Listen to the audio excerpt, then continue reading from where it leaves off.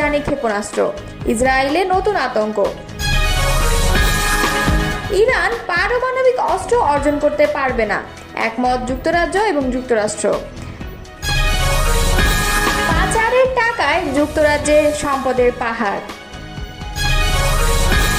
জামিনে কারামুক্ত, ফের জেল গেটেই আটক, নিষিদ্ধ ঘোষিত সংগঠনের নেতা। এতক্ষণ শুনছিলেন সংবাদ শিরোনাম, এবারে বিস্তারিত।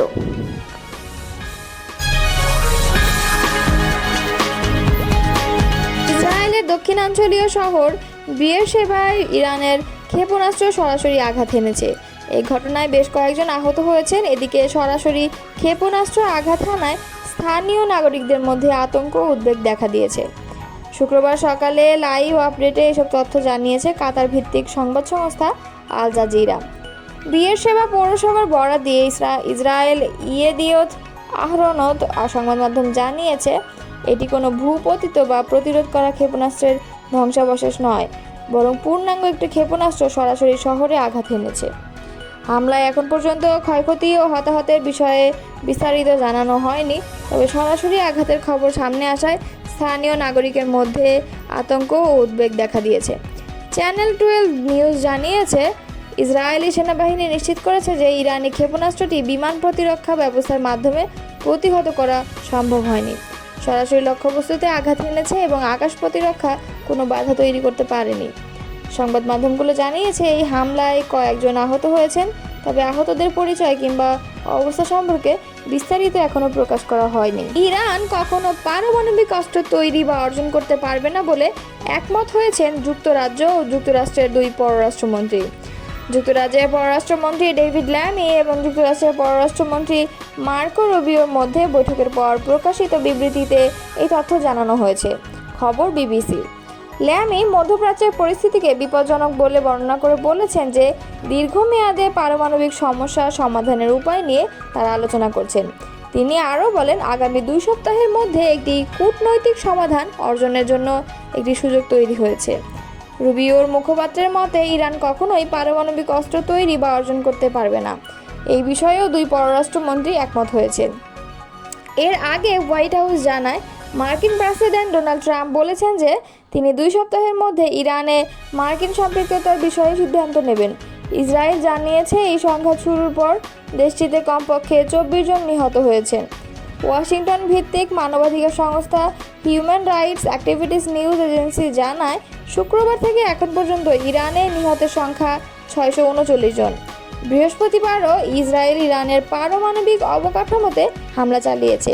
তারা জানিয়েছে, রাতভর হামলায় আরাকের একটি নিষ্ক্রিয় পারমাণবিক চুল্লি ও আবারও নাতানজের ইউরেনিয়াম সমৃদ্ধকরণ কেন্দ্রকে লক্ষ্যবস্তু করা হয়েছে। ক্ষমতাচ্যুত আওয়ামী লীগ সরকারের শীর্ষ পর্যায়ে তাদের ঘনিষ্ঠ ব্যবসায়ী ও নেতাকর্মীদের নামে বিভিন্ন ধরনের সম্পদের সন্ধান মিলেছে যুক্তরাজ্যে। দেশ থেকে ব্যাংক লুট, বিভিন্ন পর্যায়ে দুর্নীতির মাধ্যমে অর্জিত টাকা বিদেশে পাচার করে এসব সম্পদ গড়ে তোলা হয়েছে বলে প্রাথমিক তদন্তে উঠে এসেছে। এর মধ্যে এখন পর্যন্ত সাবেক প্রধানমন্ত্রী শেখ হাসিনার বোন শেখ রেহানার বাড়ি, শেখ রেহানার মেয়ে ও যুক্তরাজ্যের সাবেক মন্ত্রী টিউলিপ সিদ্দিকের লন্ডনে একটি বিলাসবহুল ফ্ল্যাট শনাক্ত হয়েছে। অতীত প্রধানমন্ত্রীর ছেলে সজীব ওয়াজেদ জয়ের অফশোর বিনিয়োগের তথ্য অনুসন্ধান চলছে। এছাড়া প্রধানমন্ত্রীর বেসরকারি খাত বিষয়ক উপদেষ্টা ও বেক্সিমকো গ্রুপের কর্ণধার সালমান এফ রহমানের ছেলে ও ভাতিজার নামে বিলাসবহুল বাড়ি পাওয়া গেছে। আওয়ামী লীগ সরকারের সাবেক ভূমিমন্ত্রী সাইফুজ্জামান চৌধুরী জাবেদের নামে বাড়ি, ফ্ল্যাট, গাড়ি, ব্যবসা প্রতিষ্ঠান ও ব্যাংকে অর্থ জমার তথ্য পাওয়া গেছে। এছাড়াও আওয়ামী লীগ সরকারের ঘনিষ্ঠ ব্যবসায়ী ও নেতাকর্মীদের নামেও যুক্তরাজ্যে সম্পদের সন্ধান পাওয়া যাচ্ছে। আওয়ামী লীগ সরকারের সময় আলোচিত বড় ধরনের দুর্নীতির ঘটনাগুলো সরকারের একাধিক সংস্থা তদন্ত চালাচ্ছে। এর মধ্যে বাংলাদেশের আর্থিক গোয়েন্দা ইউনিট, দুর্নীতি দমন কমিশন, জাতীয় রাজস্ব বোর্ডের কেন্দ্রীয় গোয়েন্দা সেল, পুলিশ অপরাধ তদন্ত বিভাগ সবাই আছেন। পাশাপাশি আন্তর্জাতিক একাধিক তদন্ত সংস্থারও সহায়তা নেওয়া হচ্ছে। এখন পর্যন্ত এদের তদন্তের ভিত্তিতে তৈরি প্রতিবেদন থেকে এসব তথ্য পাওয়া গেছে। জাতীয় রাজস্ব বোর্ডের সহযোগী সংস্থা কেন্দ্রীয় গোয়েন্দা সেল বা সিআইসি দেশ থেকে টাকা পাচারের ঘটনা ব্যাপকভাবে তদন্ত করছে। সংস্থার একটি টিম সম্প্রতি বিভিন্ন দেশ ঘুরে এসেছে। তারা সাইফুজ্জামান চৌধুরী, এবং ওরিয়ন গ্রুপ ও আরও একটি গ্রুপের নামে যুক্তরাজ্য, যুক্তরাষ্ট্র ও সংযুক্ত আরব আমিরাতে থাকা সম্পত্তি ও ব্যবসায় বিনিয়োগ সুনির্দিষ্টভাবে চিহ্নিত করেছে। এছাড়া S Alam group, Summit group ও অতীত প্রধানমন্ত্রী শেখ হাসিনা ছেলে সজীব ওয়াজেদ জয়ের অফশোর বিনিয়োগের তথ্য অনুসন্ধান করছে। আলোচ্য গ্রুপের সম্পদের বেশ কিছু আলোকচিত্র তারা নিয়ে এসেছে। এখন পর্যন্ত বাংলাদেশের দেওয়া তথ্যের ভিত্তিতে 3 জনের সম্পদ জব্দ করা হয়েছে। এর মধ্যে সাবেক ভূমিমন্ত্রী রয়েছেন এবং তার 336টি বাড়ি বা ফ্ল্যাট এবং ব্যাংক হিসাবে 35 কোটি টাকা অর্থ জমা রয়েছে। এগুলোর কেনা দাম কম হলেও বর্তমান বাজার মূল্য 1025 কোটি টাকা। সালমান এফ রহমানের ছেলে শায়ান এফ রহমান ও তার ভাতিজা শাহরিয়ার রহমানের 2টি বিলাসবহুল বাড়ি জব্দ করা হয়েছে। এই দুটির মূল্য প্রায় 77 লাখ পাউন্ড বা বাংলাদেশি মুদ্রায় 1300 কোটি টাকার বেশি। আরও একটি ব্যবসায়িক গ্রুপের 2 জনের নামে যুক্তরাজ্যের সম্পদের তথ্য পাওয়া গেছে। সেগুলো জব্দ করার জন্য অনুরোধ জানিয়ে যুক্তরাজ্যের ন্যাশনাল ক্রাইম এজেন্সি বা এনসি এর কাছে চিঠি পাঠানো হয়েছে। এছাড়া সাইফুজ্জামান চৌধুরীর ভাই রনি চৌধুরীর নামেও যুক্তরাজ্যে বিভিন্ন ব্যবসার তথ্য পাওয়া গেছে। সেগুলো জব্দের জন্য চিঠি পাঠানো হয়েছে। প্রতিবেদন থেকে দেখা যায় শেখ হাসিনার পরিবারের আর কারো নামে বা বেনামে দেশটিতে কোনো সম্পদ আছে কিনা সে বিষয়ে তদন্ত হচ্ছে। তদন্ত কাজে তারা দেশটির ন্যাশনাল ক্রাইম এজেন্সি ও ইন্টারন্যাশনাল অ্যান্টি করাপশন কোঅর্ডিনেশন সেন্টারের সহায়তা নিচ্ছে। ন্যাশনাল ক্রাইম এজেন্সি হচ্ছে যুক্তরাজ্যের কেন্দ্রীয় গোয়েন্দা সংস্থা। তারা যে কোনো বিষয়ে তদন্ত করতে পারে, বিশেষ করে মানি লন্ডারিংয়ের ঘটনাগুলো অত্যন্ত গুরুত্বের সঙ্গে তদন্ত করে।